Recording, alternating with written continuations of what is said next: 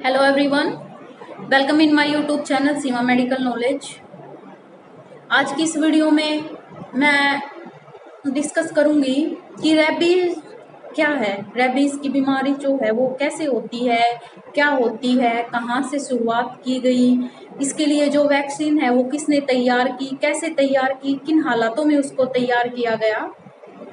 तो video start करने से पहले आपसे मेरी रिक्वेस्ट है कि जिसने भी चैनल को सब्सक्राइब नहीं किया है, जो भी चैनल पर नए हैं, तो वो चैनल को सब्सक्राइब करें और वीडियो अगर पसंद आए तो वीडियो को जो है लाइक कीजिए। तो आइए आज की हम अपनी वीडियो की शुरुआत करते हैं। तो रेबीज जो है एक वायरस है।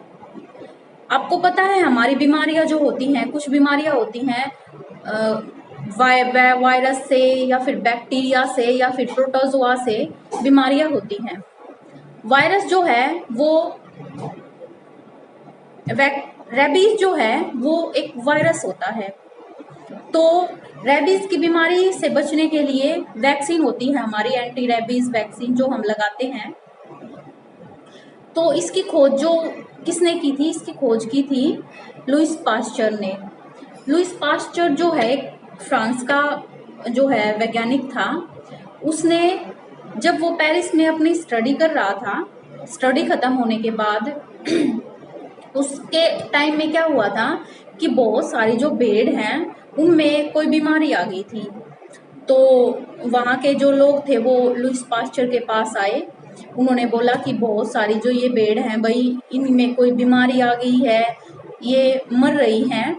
तो लुइस पास्चर ने क्या किया, उसने देखा, उसने भेड़ों को देखकर क्या किया कि जो भेड़ मर गई थी उनसे उसने जो वो ब्लड कलेक्ट किया। उस ब्लड में उसने देखा कि कुछ उसको घूमता हुआ दिखाई दिया। तो उसे पता चला कि बीमारी जो है, ये बीमारी जो है वो इन्हीं कीटाणुओं से जो है पैदा हो रही है। तो उसने क्या किया, उनमें से उन्हीं कीटाणुओं से एक दवाई बनाई, उन कीटाणुओं को जो है इनएक्टिव कर दिया। इनएक्टिव का मतलब कि वो जो कीटाणु है अब हम किसी और के अंदर अगर डालेंगे तो वो बीमारी नहीं फैलाएंगे। ऐसा उसने उन जो वे कीटाणु उसने देखे कुछ भेड़ के अंदर, तो उसने उन कीटाणुओं को दूसरी जो भेड़ थी जो बीमार थी, अभी वो मरी नहीं थी, उनके में उसको इंजेक्ट कर दिया। इंजेक्ट करने के कुछ दिन बाद देखते हैं कि वो भेड़ जो है वो ठीक हो गई। ऐसे करते उसने देखा कि ऐसे जो है पागल जीव जंतु जो है या फिर किसी जीव जंतु में कोई बीमारी होती है तो हम उसको ठीक कर सकते हैं वैक्सीन लगाकर। तो उसने ही, जो लुइस पास्चर ने ही जो है एंटी रेबीज की वैक्सीन की खोज की थी। सबसे पहले जो वैक्सीन पूरी दुनिया में आई थी वो थी स्मॉल पॉक्स की वैक्सीन। एंटी रेबीज की वैक्सीन तैयार की थी लुइस पास्चर ने। तो वो किन सिचुएशन में हुई थी वो मैंने आपको बताया। उसके बाद क्या हुआ था कि एंटी रेबीज वैक्सीन जो है, कोई भी जो है अपने घर में कोई जीव जंतु जो रख रहे हैं वो उनको लगाने लगे। ये जो वायरस है हमारा रेबीज का, ये होता है उनकी लार में, और इसका जो ये किसी भी और जो इंसान है जिसको मतलब जाता है ये वायरस, इसका रूट क्या है, ये मुंह के थ्रू ही जाता है। ये उस जीव जंतु की लार में पाया जाता है। जरूरी नहीं है कि आपको कोई भी, जैसे आपको कोई कुत्ता या कोई बिल्ली काट ले वो नॉर्मल है, ये जरूरी नहीं है कि उसके काटने से जो है आपको रेबीज का जो है वो इन्फेक्शन होगा ही होगा, ये जरूरी नहीं है। ये तो अगर कोई भी जीव जंतु अगर पागल है, अगर वो आपको काट लेता है तो उससे जो है आपको रेबीज की का जो है बीमारी हो सकती है। उसके लिए आपको प्रॉपर इंजेक्शन जो है वो लगवाने बहुत ज्यादा जरूरी है। कई बार क्या होता है कि कुछ पेशेंट जो है आते हैं हमारे पास, बोलते हैं कि भाई वो टाइम पे उनको जिस टाइम पे काटा उस टाइम पे भाई वो सिचुएशन थी जहाँ वो रहते थे वहां पर रेबीज की वैक्सीन नहीं थी, तो वो शेड्यूल से नहीं लगवा पाए। तो ये बात मैं आपको क्लियर कर दूं कि जरूरी नहीं है कि रेबीज की वैक्सीन भाई हम जो शेड्यूल है उस पर ही लगवाएं। अगर आपकी ऐसी कंडीशन होती है कि आप वैक्सीन नहीं लगवा पाते हैं तो जरूरी नहीं है, जब भी आप लगवा पाए, मोस्टली 3 महीने तक जब भी आप लगवा पाए तभी वो इफेक्ट वो जरूर करेगी। एक दूसरी बात मैं आप बताऊं आपको, जैसे आपको रेबीज के इंजेक्शन, आपको एक बार कुत्ते ने काट लिया, आपने रेबीज के इंजेक्शन लगवा लिए, अगर 3 महीने के अंदर अंदर आपको फिर दोबारा से कोई है कुत्ता फिर काट लेता है तो आपको जरूरत नहीं है रेबीज की वैक्सीन लगवाने की, बिल्कुल भी। अगर 3 महीने क्रॉस हो जाते हैं तो उसकी 2 डोज आप लगवा सकते हैं, जिनको बोला जाता है बूस्टर डोज। अब ये बूस्टर क्या है? बूस्टर होता है कि हमने पहले वैक्सीन लगवाई, अब उसकी इम्यूनिटी को, हमारे अंदर उसकी इम्यूनिटी जो है वो बन गई है रेबीज वायरस के लिए, अब उसी इम्यूनिटी को जो है बूस्ट अप करने के लिए दोबारा से हम जो डोज लगाते हैं उसको बूस्टर डोज बोला जाता है। तो अगर 3 महीने के बाद अगर आपको कोई भी डॉग बाइट करता है या फिर कोई कैट है या फिर हमारे मंकी हैं तो आप उसके बाद 2 ही डोज लगवाएं। अब मैं आपको बताती हूँ कि इसके डोज का शेड्यूल क्या रहता है। रेबीज जो वैक्सीन लगाई जाती है, एक वैक्सीन लगवाई जाती है, सबसे पहला जो इसका टीका होता है वो लगवाया जाता है काटने के 24 घंटे के अंदर अंदर। 0, 3, 7 और 14 और 21, 28 ऐसे इसके इंजेक्शन जो है वो लगाए जाते हैं रेबीज के। 0 का मतलब है इसमें कि जब आपको डॉग ने बाइट किया तो उसके 24 घंटे के अंदर आप एक डोज जरूर लगवाएं। फिर जिस दिन आपको काटा उससे तीसरे दिन, फिर उससे 7वें दिन, फिर उससे 14 दिन और फिर उसके बाद आप लगवाएं 21 दिन, और उसके बाद भी अगर लगाना हो तो उसके बाद आप लगवाएं 28 दिन में। ये शेड्यूल रहता है अब हमारा। अब मैं आपको बताऊं कि रेबीज की जो वैक्सीन की जरूरत किन किन कंडीशन पर हमें होती है। कई बार आप देखते हैं कि जब डॉग ने हमें बाइट किया हमारी स्किन पर, अगर उसने हल्का सा खरोच किया है और वो जो है हमारे ब्लड के साथ उसका कांटेक्ट नहीं हो पाया, तो उस कंडीशन में जो है जरूरी नहीं है कि हम भाई रेबीज की वैक्सीन लगवाएं। हाँ, अगर आपको कोई भी पागल जानवर अगर काट लेता है तो जरूरी है कि आप वैक्सीन जरूर लगवाएं, चाहे उसने आपको कितना भी काटा हो। अगर आप देखते हैं जिसने भी आपको काटा है, डॉग है या कैट है, उसको आप देखते हैं कि 10 दिन का टाइम होता है उसको मेजर करने का। 10 दिन तक अगर आप उसको मेजर करते हैं और उस कुत्ते की या बिल्ली की उसकी कोई भी एक्टिविटी में कोई चेंज नहीं हुआ, वो एकदम से ठीक है, तो आप क्या करते हैं, आप वो ठीक है, आपको कोई भी प्रॉब्लम जो है नहीं होगी। उसके लिए आपको 3 ही इंजेक्शन की जरूरत होती है जो लगते हैं 0, 3 और 7 दिन पर। उसके बाद अगर कोई भी नॉर्मल जो डॉग है आपको बाइट कर लेता है, मान लीजिए अगर आपको हल्की सी ऊपर खरोच आती है, मीन्स आपको अंदर तक उसका कांटेक्ट आपके ब्लड तक नहीं हो पाता है, तो कोई ज़रूरी नहीं है कि आप वैक्सीन लगवाएं। पर अपने आप से ये चीज़ें जो हैं अपने आप देखकर ये ना सोचे कि नहीं हमें इंजेक्शन की ज़रूरत नहीं है। एक बार डॉक्टर से ज़रूर कंसल्ट कीजिए आप कि आपकी क्या सिचुएशन है, आपको कितना उस जानवर ने काटा है, आपको इंजेक्शन की ज़रूरत है, कितनी डोज की ज़रूरत है, ये आप डॉक्टर्स की सलाह जो है ज़रूर लें। अपने आप प्लीज़ डॉक्टर ना बने इस बारे में।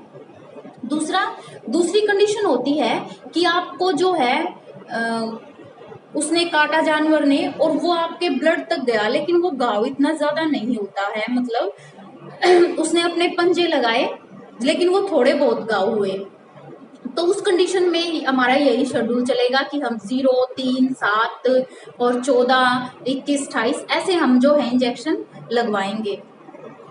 अब क्या है कि एक होता है कि कई बार जानवर हैं जो वो बहुत ज्यादा जो है काट लेते हैं, घाव बहुत ज्यादा हो जाता है। काफी दिन हो गए हमारे पास आया था एक पेशेंट, उस बच्चे को जो है बहुत ज्यादा डॉग ने काट रखा था, उसको बहुत ही ज्यादा घाव थे, तो यहाँ से हमने उसको रेफर कर दिया था। रेफर करने के बाद यहाँ से भी उसको दिल्ली रेफर किया गया था। फिर दिल्ली रेफर करने के बाद क्या हुआ था कि उन्होंने उस घाव के अंदर ही, क्योंकि उसको भैया ना ज्यादा काट रखा था, अगर नॉर्मल किसी को घाव है, नॉर्मल ही किसी को बाइट किया है, उस कंडीशन में आप क्या करते हैं कि एक इंजेक्शन लगाने से, एंटी रेबीज के जो वैक्सीन है, इंजेक्शन लगाने से ही काम चल जाता है। लेकिन अगर आपको ज्यादा काटा हुआ है, घाव आपके ज्यादा हैं, तो उस कंडीशन में एंटी रेबीज की जो है सिरम दी जाती है। उसमें उस बच्चे के साथ क्या किया, दिल्ली में गए थे वो सफदरजंग में, तो उनका क्या किया कि उसी घाव के अंदर जो है सिरम के इंजेक्शन लगाए गए थे, सिरम जो है वो इंजेक्ट की गई थी। तो वो कंडीशन जब होती है, जब हमारा जो घाव है, हम मतलब उस बच्चे को बहुत ज्यादा काट रखा था, इसीलिए कि हमारा जो घाव बहुत ज्यादा है, जानवर ने हमें बहुत ज्यादा जो है वो काट लिया है, ऐसी कंडीशन में जो है सिरम की जरूरत हमें पड़ती है। नहीं तो हमारी जो एंटी रेबीज वैक्सीन है, जो अवेलेबल हर आपको मिल जाएंगी पीएचसी, सीएचसी या किसी भी सिटी हॉस्पिटल में, तो उससे आपका काम जो है वो चल सकता है। अब आगे हम डिस्कस करते हैं कि हमारी जो डोज है एंटी रेबीज वैक्सीन की वो क्या रहेगी और इसको कैसे लगाया जाता है, इसका रूट क्या है। इसकी जो डोज इसको लगाने का तरीका है, ये इंजेक्शन या तो हमेशा इंट्राडर्मल लगेगा या इस इंजेक्शन को इंजेक्ट किया जाता है आईएम। अगर इंट्राडर्मल ये इंजेक्शन लगेगा तो हमेशा ये इंजेक्शन हाथ पे ही लगता है। इस एरिया में, ये हमारा डेल्टोइड रीजन बोला जाता है इसको, इस एरिया में ही इसको लगाया जाता है। अगर इंट्राडर्मल ये वैक्सीन जो है इंजेक्ट की जाएगी, तो इंट्राडर्मल में 0.1 ml यहाँ पे और 0.1 ml यहाँ पर, दोनों हाथों के ऊपर जो है इसको लगाया जाता है। अगर आईएम हम लगाएंगे तो पूरी डोज को जो है हम आईएम, जैसे हम आईएम इंजेक्शन लगाते हैं हाथों पर, वैसे ही इसको लगाएंगे। अब इसको हम पीछे की तरफ भी, हमारे जो बटक्स हैं इनमें भी लगा सकते हैं, लेकिन वहां तब लगाएं जब बच्चा बहुत ज्यादा छोटा हो, या 2 साल से नीचे के जो बच्चे होते हैं उनमें जो है इस वैक्सीन को हम बटक्स में लगा सकते हैं। नहीं तो ये हमेशा हमारे हाथ पर ही लगाई जाती है ये वैक्सीन। आईएम भी लगा सकते हैं और आईवी भी लगा सकते हैं। अब ये जो वैक्सीन है ये मल्टी डोज में भी आती है और ये सिंगल डोज में भी आती है। हमारे पास जो है ये सिंगल डोज में है। अभी मैं एक पेशेंट जो है वो आने वाला है, उसको आईएम जो है सिंगल डोज वाली वैक्सीन है हमारे पास, आईएम में उस को लगाऊंगी और आपको दिखाऊंगी कि एंटी रेबीज जो वैक्सीन है वो कैसे लगाई जाती है, ये वैक्सीन जो है कैसे होती है। ये वैक्सीन जो है वो पाउडर फॉर्म में अवेलेबल है। इसके साथ जो है इसका डाइल्यूट करने का जो NaCl होता है, सोडियम क्लोराइड जिसको बोलते हैं, उसमें इसको डाइल्यूट करके और तब इसको लगाया जाता है। तो आज एंटी रेबीज जो वैक्सीन है वो कैसे लगाते हैं मैं आपको लाइव दिखाऊंगी। तो आइए चलते हैं कि देखते हैं। अगर हमारा पेशेंट आ गया है तो मैं उसको वैक्सीन लगाती हूँ और आपको दिखाती हूँ कि वैक्सीन जो है ये कैसे लगाई जाती है। और ये पूरी डिटेल मैंने आपको दी रेबीज वैक्सीन के बारे में। इन सारी बातों को जो है प्लीज ध्यान रखिएगा, ये आपके लिए बहुत ज्यादा जरूरी है। तो आइए देखते हैं कि वैक्सीन जो है वो कैसे लगाते हैं। तो आइए हम देखते हैं कि रेबीज जो वैक्सीन है हम कैसे लगाते हैं। रेबीज की जो वैक्सीन है वो पाउडर फॉर्म में होती है, उसको डाइल्यूट करना होता है NaCl के अंदर। तो इसको फिल करने से पहले हाथों को अच्छी तरह से सैनिटाइज कर लिया। अब सबसे पहले लगाने से पहले इसको जो है डाइल्यूट करना होता है।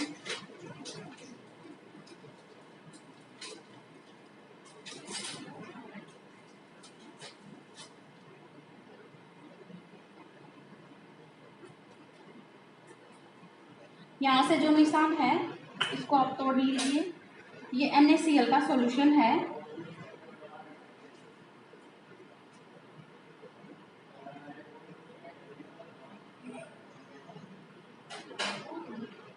अब इसको, ये जो पाउडर की जो हमारी वैक्सीन है इसमें डालना होता है।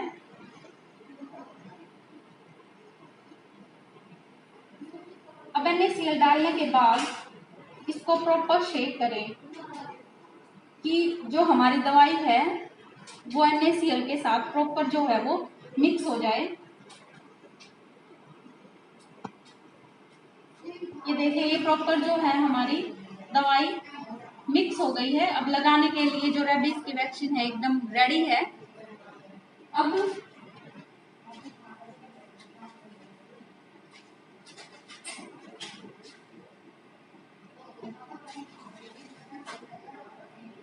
जिस भी नीडल से आपने डाइल्यूट किया है उसको यूज नहीं करना चाहिए वैक्सीन लगाने के लिए, वैक्सीन को इंजेक्ट करने के लिए। इसके लिए आपको दूसरी नीडल जो है फ्रेश नीडल यूज करनी चाहिए। तो ये मैं फ्रेश नीडल ले रही हूँ।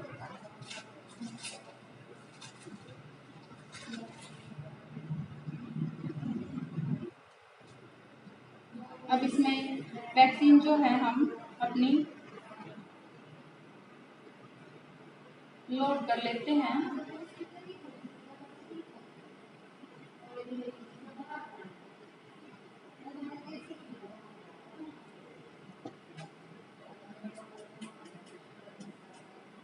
अब इसमें से एयर को निकालिए सबसे पहले, जो हमारा पहला काम होता है। अब ये हमारी वैक्सीन जो है एकदम रेडी है लगाने के लिए। ये देखिए, कोई भी एयर बबल इसमें नहीं है। आइए अब हम लगाते हैं कि रेबीज की जो वैक्सीन है वो हम कैसे लगाते हैं, मैं दिखाती हूँ आपको।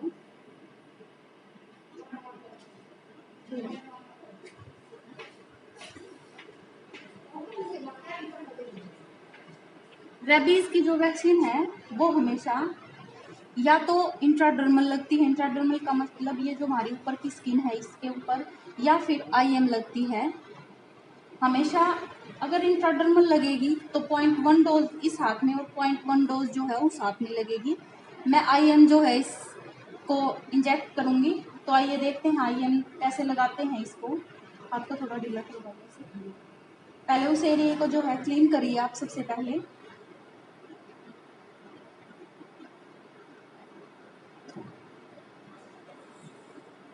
अब 90 डिग्री के एंगल पर वैक्सीन को इंजेक्ट कीजिए।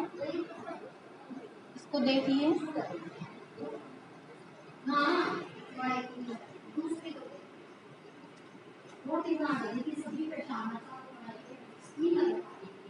तो ऐसे जो है हमारी रेबीज की वैक्सीन जो है वो लगाई जाती है।